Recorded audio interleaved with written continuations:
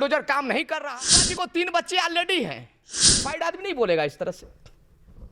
और अगर इस तरह की अगर उनकी लगता है कि मानसिक संतुलन, मुझको लग रहा है कि जस जस चुनाव करीब आ रहा है वो अपना आपा खोते चले जा रहे हैं। सलाह है निरहुआ जी को कि जो नेचुरली चीज़ें हैं, जो प्रकृति की दी हुई चीज़ है, उसमें हस्तक्षेप न करें। इसके पहले भी उन्होंने कहा था कि हम ब्रह्मा की लेख को मिटा देंगे। ये पढ़ा लिखा वेल क्वालिफाइड एजुकेटेड इंसान नहीं बोल सकता इस तरह की बातें। वेल क्वालिफाइड आदमी नहीं बोलेगा इस तरह से। मुझको लग रहा है कि जस जस चुनाव करीब आ रहा है वो अपना आपा खोते चले जा रहे हैं। अब बताइए कि उनसे पूछ के कोई बच्चा पैदा करेगा?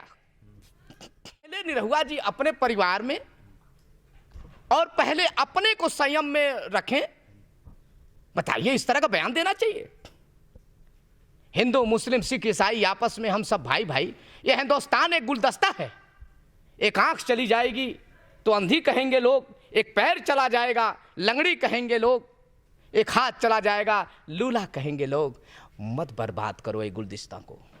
अच्छा आजाद जी, एक चीज़ आपने देखी होगी कि काफ़ी तौर पे देखा जाता है कि अगर निरहुआ का ये जो बयान था, इसको अमित मालवीय जो आईटी प्रमुख हैं बीजेपी, उन्होंने कहा, उन्होंने ट्वीट करके कहा कि एफआईआर कराई जाए कि ये डीप फेक वीडियो है, फेक वीडियो बना करके इसको कांग्रेस के लोगों ने वो किया है। तो क्या कहना चाहेंगे? इसकी जांच कराएं। अगर कोई इनके वीडियो को, निरहुआ जी के वक्तव्य को अगर कोई तोड़ मड़ोड़ के समाज में अगर दे रहा है तो उसके खिलाफ मुकदमा होना चाहिए। अगर ये निकल जाए कि निरहुआ जी के द्वारा ये बोला गया तो फिर यहाँ क्या होना चाहिए? नियम तो दोनों पे बराबर होना चाहिए। अगर ये सत्यता क्लियर हो जाए, लीगल प्रोसीडिंग ऑन रिकॉर्ड ये क्लियर हो जाए कि निरहुआ जी के द्वारा ये बात कही गई है, तो जो जिम्मेदारी तोड़ मड़ोड़ के जो बातों को रखने वाले लोग हैं, अगर वो गलत हैं तो उन पे कार्रवाई होनी चाहिए। अगर निरहुआ जी के द्वारा अगर ये बात कही गई है तो नियम तो दोनों पे बराबर बनता है।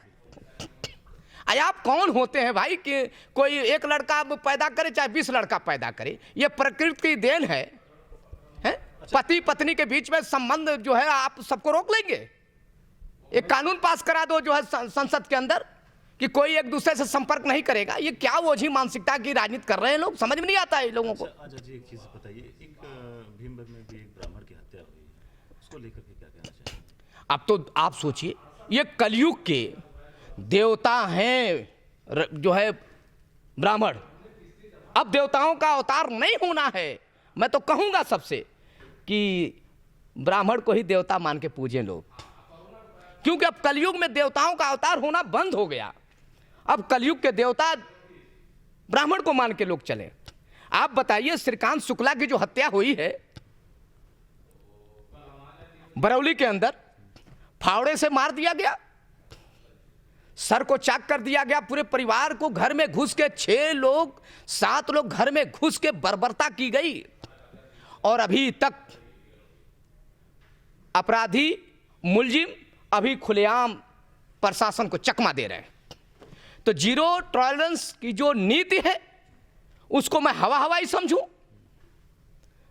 कहां गए तेरे वादे, कहां गए तेरे इरादे? आज देश पूछ रहा है। हरिहरपुर में अगर दूसरे समुदाय से विवाद होता है तो उससे घर बुलडोजर पहुंच जा रहा है। अहिरौला के अंदर मौर्या का परिवार का मामला आता है तो बुलडोजर जो नहीं काम कर रहा है। यहाँ तो देश के अंदर दोहरी मानसिकता की राजनीति नहीं चलानी चाहिए। मेरी एक सलाह है, मेरी एक सबसे एक निवेदन है। मैं जरूर चाहूँगा कि जनप्रतिनिधियों से भी चाहूँगा और इस सरकार से भी निवेदन करूँगा कि जो अन्याय किया है उस परिवार के साथ, पीड़ित परिवार के साथ सभी लोग की सहानुभूति हो और ये सरकार और जिला प्रशासन जल्द से जल्द उस परिवार को न्याय दे, तब जाकर हम सब हिंदुस्तानी का नारा कामयाब होगा।